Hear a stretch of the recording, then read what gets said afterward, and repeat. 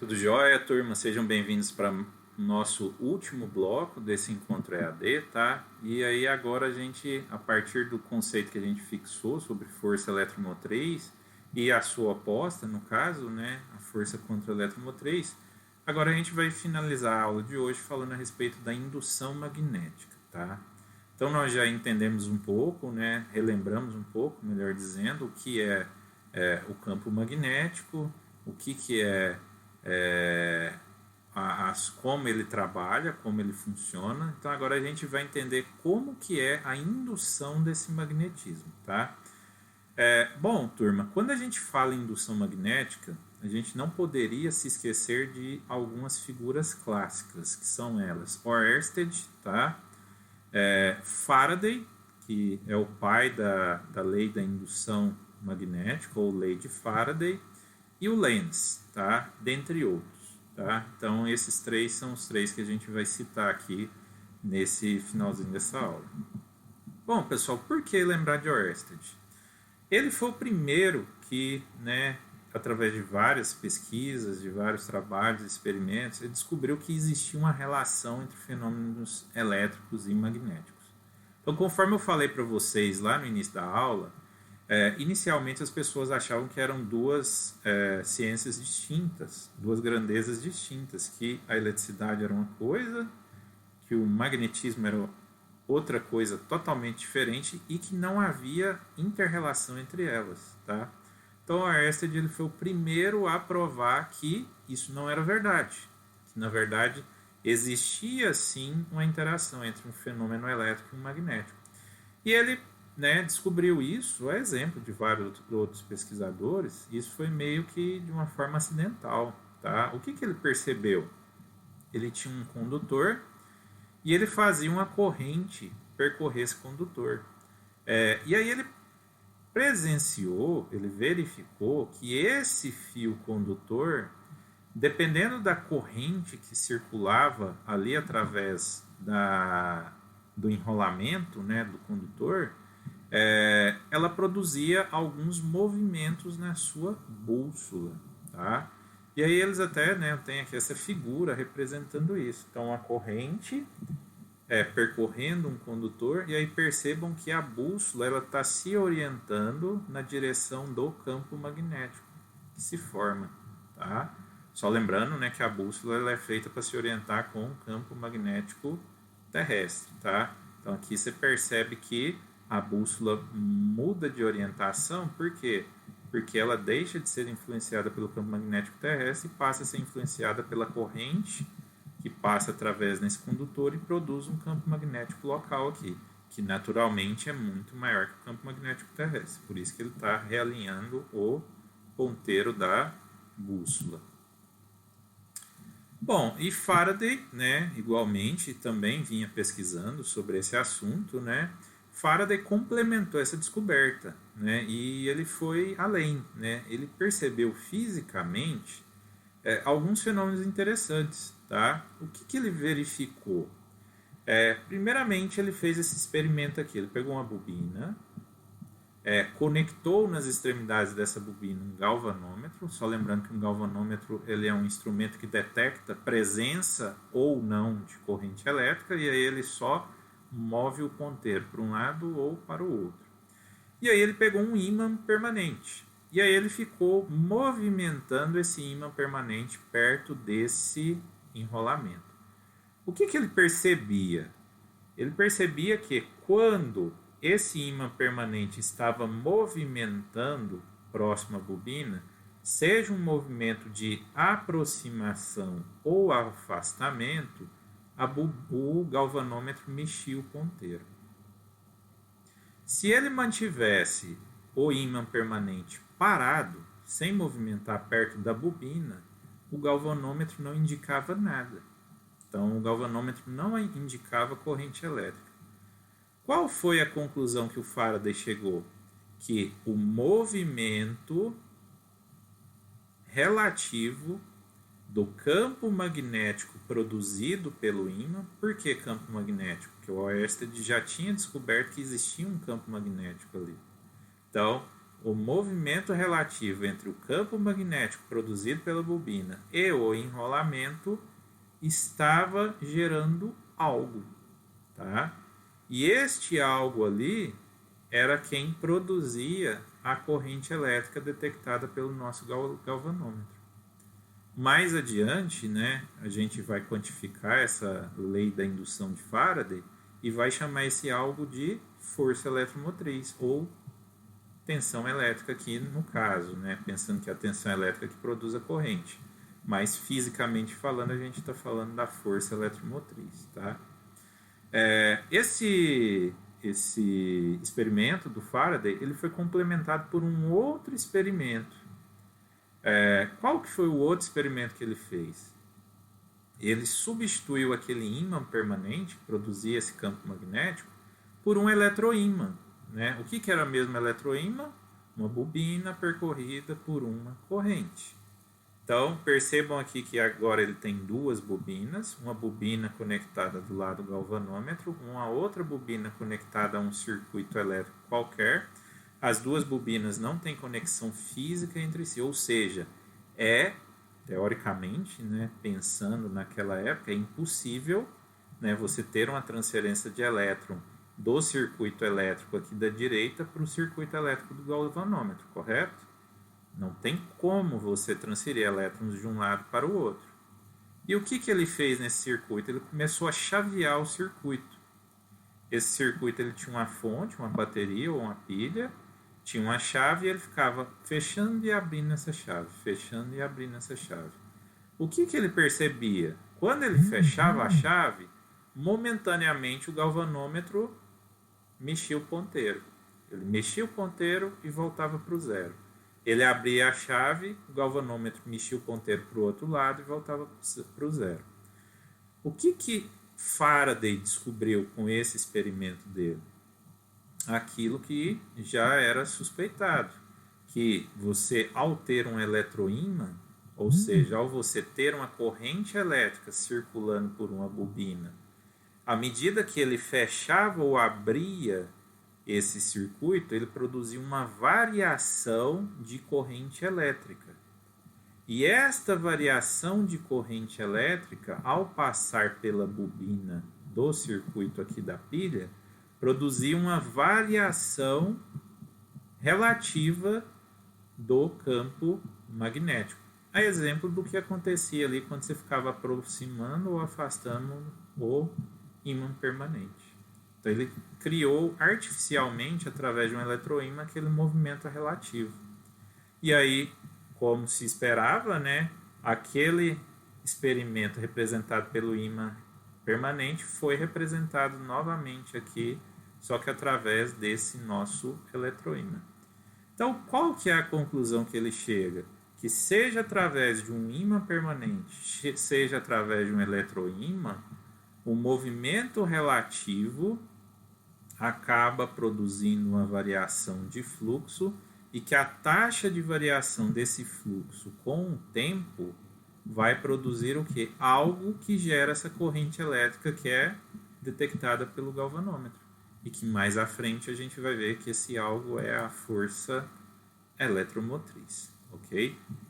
Bom, pessoal, vamos lá então, seguindo aqui, né, com o nosso raciocínio. Então, nós temos aqui a nossa indução magnética, tá?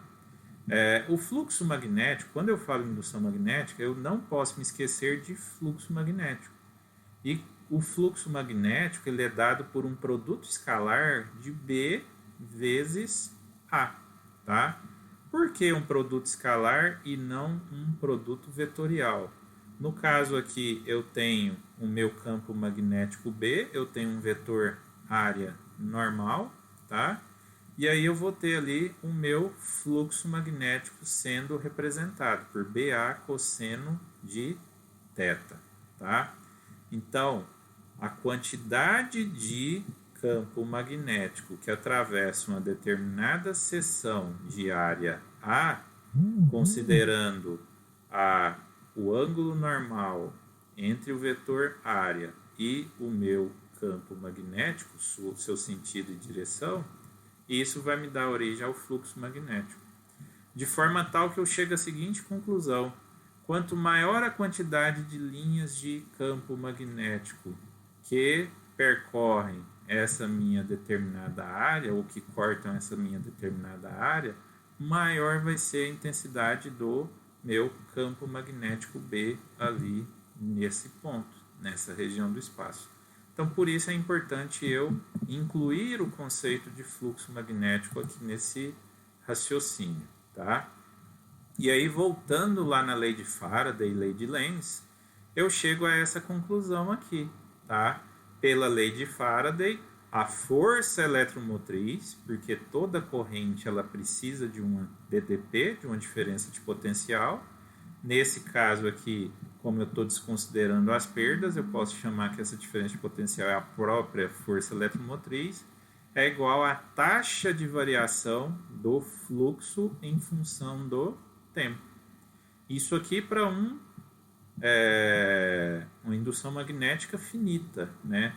Se eu levar isso para o campo infinitesimal, eu vou chegar à conclusão que um diferencial de força eletromotriz dE vai ser igual a um dφ dt, tá? E aí, essa minha força eletromotriz vai ser proporcional a quem? A quantidade de bobinas, a quantidade de espiras que essa bobina tem. Ou seja, eu posso acrescentar a letra N aqui a essa equação. Só que aí Lenz, pessoal, ele criou, né, esse equacionamento matemático para o conceito físico de Faraday, tá? Na verdade, Newman criou, né? E Lenz acrescentou o sinal negativo. Por que ele acrescentou esse sinal negativo? Porque ele percebeu que a força eletromotriz ela tinha um sinal de oposição à causa que a gerou. Isso aqui tem a ver com aquele movimento relativo. O que isso quer dizer? Se eu tinha um campo crescente de aproximação, a minha corrente produzida ela tinha um sentido. Se esse campo ou esse movimento ele tinha uma outra sentido de deslocamento, de movimentação, exemplo, aqui nesse primeiro caso o ímã está aproximando, no segundo caso o ímã está afastando. Quando ele está afastando, automaticamente a corrente invertia o sinal, mesmo o campo magnético produzindo sendo o mesmo. Então é como se a taxa de variação invertesse o seu sinal, tá? Isso invertia a corrente e automaticamente invertia também o que? A força eletromotriz e o campo magnético resultante aqui na segunda bobina, tá? Então isso aqui é o que mais importante houve da contribuição da lei de Lenz. Então eu tenho aqui a bobina aproximando, ela vai induzir uma tensão ou força eletromotriz, vai produzir uma determinada corrente aqui na bobina. Essa corrente produzida por essa bobina dá origem a um campo ou fluxo magnético que vai induzir na segunda bobina, e essa segunda bobina aqui induzida ela vai ter um sinal de oposição à causa que a gerou. Então, olha lá, uma corrente, na verdade aqui, a corrente produzida nessa bobina, ela vai produzir um campo magnético oposto. Tá? Então percebam aqui, ó. Esse aqui é o campo produzido na bobina, a corrente. A partir que a corrente circula, ela dá origem a um campo contrário. Daí o sentido de oposição à causa que a gerou, tá bom?